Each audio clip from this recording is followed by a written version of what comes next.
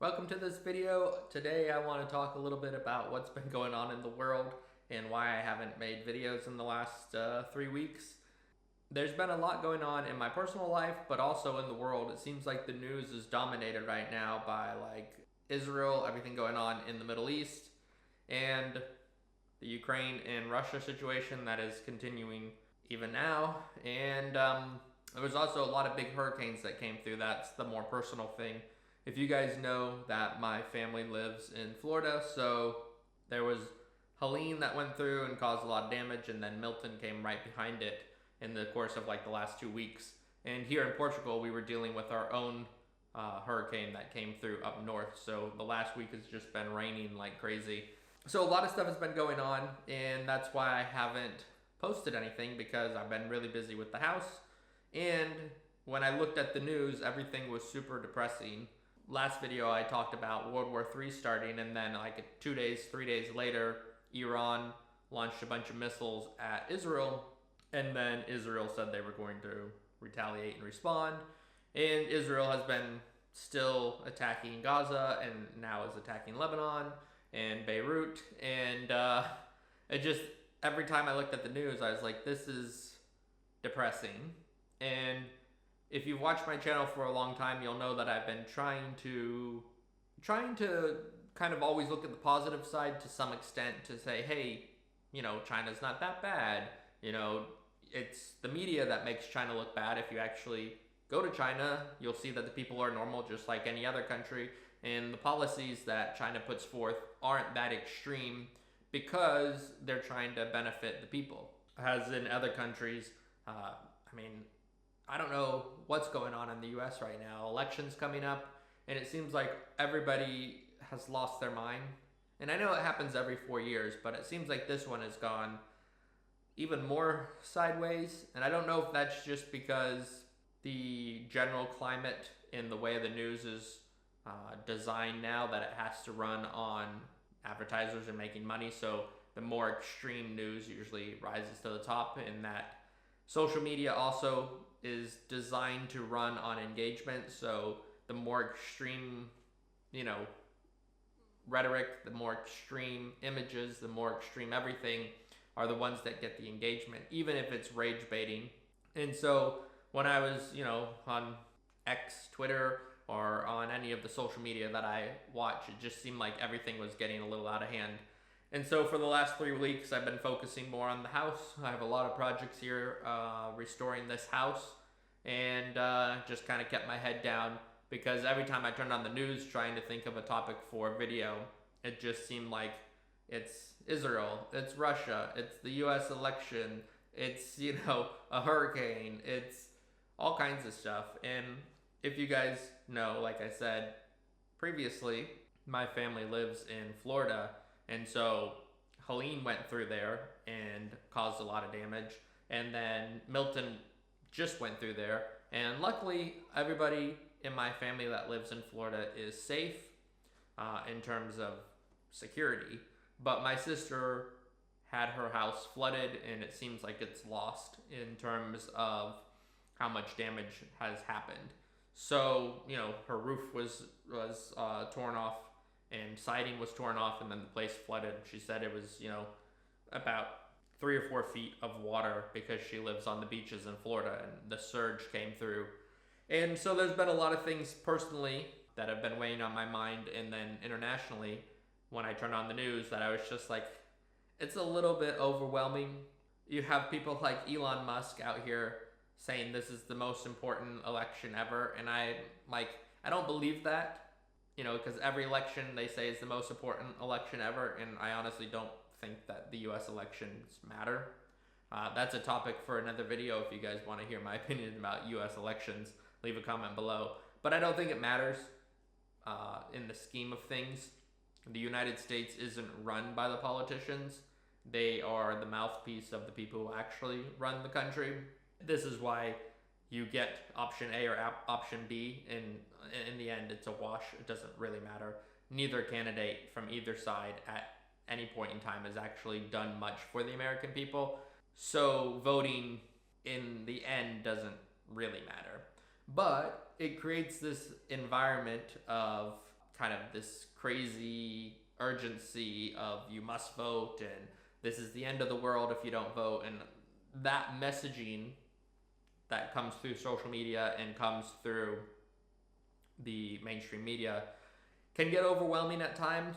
And that's kind of when I was like looking for topics to talk about. It's, not a lot out there that are somewhat positive or even worth putting my opinion on. I know that many of you think I have a level head and you say, oh, I like your opinions and we are interested in what you say about, different topics. But sometimes it's just like, it's too depressing. It's too overwhelming. Like, what does it matter who gets elected in the United States? And, you can argue in the comments all you want that it does matter, but there's been actual research done by universities and like actual data collected that says that what the American people want doesn't actually affect the policies that are put forward. So whoever's making the policies are making them in line with what the corporations want, regardless if they're Democrats or if they're Republicans. It doesn't matter. Both sides play to the corporate overlords, so to say, the people that have helped them finance their campaigns. So Donald Trump has donors and Harris has donors, and they're beholden to those people. They are giving them millions and millions of dollars with the expectation that when it comes to regulations, it will be favorable for them, whatever their position is, whether it's oil companies or pharmaceutical companies, or even companies like retail, like Walmart and stuff. There's lobbyists all over the United States, and specifically in the pharmaceutical, in the energy sectors. And then you have lobbyists like with Israel. Israel has spent tons of money, recycling money through, from the United States to Israel and back into politicians' hands. And that's how it works. I don't think it really matters who's elected. So talking about that seemed kind of like, okay, I could do a whole video on that, but anything I say has already been said by smarter people. What's going on in the Middle East is just too crazy, and it's constantly changing almost hourly, that anything that I say is going to be a little bit pointless within a couple of days, other than just my opinion. And as for the Russia thing, the war in Ukraine and the Russia, invasion, it's been going on now for like 2 years, so I don't see an end in that anytime soon. I don't think NATO is going to back down. I mean, this is what I talked about in the last video. So with all that, along with the personal stuff that was going on, like my sister having her house flooded, I wasn't making videos. What I want to do in the next months is refocus on China, because that's kind of what this channel was about. China is still doing many things, whether it's infrastructure, mostly infrastructure, but also, like I said, that they're relaxing their housing, like the ability to purchase houses, because they had tightened up the mortgages and like the loans. And about 2 years ago, they had their whole property market somewhat freeze because the government saw that it was becoming inflated and they didn't want that to spiral out of control. So they basically put in some very strict measures that made it difficult to get money to, buy property or to finance new property. And this is finally relaxing, so I might do a video about that, because everybody was saying this was the end of China's economy and China's economy was going to fail and the property market was imploding and nobody could afford houses or buy houses or get loans for houses.